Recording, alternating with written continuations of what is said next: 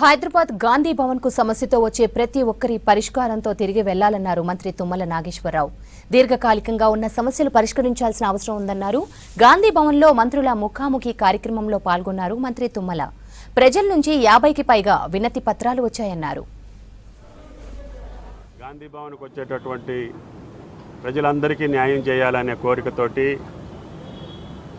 అధ్యక్షుల వారు ప్రతి వారానికి ఒక మంత్రివర్గ సభ్యుడిని గాంధీ భవన్కి వచ్చి వాళ్ళ యొక్క విజ్ఞప్తులు తీసుకొని జిల్లా కలెక్టర్లతోటి అవసరమైతే మంత్రులతోటి కూడా సంప్రదించి ఆ దీర్ఘకాలికంగా పెండింగ్లో ఉన్నటువంటి సామాన్యుల యొక్క, పేదల యొక్క, బడుగుల యొక్క, బలహీన వర్గాల యొక్క సమస్యలో పరిష్కారం గాంధీ భవన్కి వెళ్తే మాకు తీరుతాయి అనే విశ్వాసాన్ని, నమ్మకాన్ని కలగజేయటం కోసం ప్రదేశ్ కాంగ్రెస్ కమిటీ నిర్వహించేటటువంటి కార్యక్రమం విజయవంతంగా నడుస్తూ ఉంది.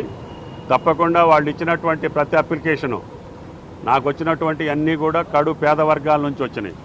పెన్షన్ కానీ, ఇందిరమ్మ ఇళ్ల కోసం కానీ, లేదు సుదీర్ఘకాలం ఉన్నటువంటి రెవెన్యూ సమస్యలు కానీ, వీటన్నిటిని కూడా జిల్లా కలెక్టర్లకు పంపించడం, ఆ కలెక్టర్తో నేరుగా మాట్లాడి వాటిని యాక్షన్ తీసుకొని రిపోర్ట్ కూడా గాంధీ భవన్కి పంపించమని చెప్పడం జరిగింది.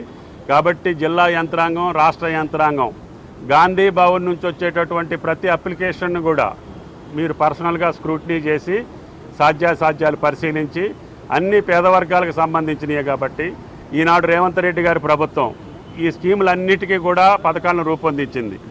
కాబట్టి ఇందిరమ్మ ఇళ్ళు అడిగేవాళ్ళు కానీ, అర్హులైనటువంటి పేదవాళ్ళందరికీ ఇవ్వాలని, అదేవిధంగా పెన్షన్స్కి సంబంధించి, రేషన్ కార్డులకు సంబంధించి చిన్న సమస్యలే కానీ సుదీర్ఘకాలం గతంలో కాలేదు కాబట్టి పాపం పేదవాళ్ళు, వృద్ధులు, వికలాంగులు, ఆఖరికి బ్లైండ్ పీపుల్ కూడా వచ్చి గాంధీ భవన్లో ఆసరా అడిగే పరిస్థితి ఉంది.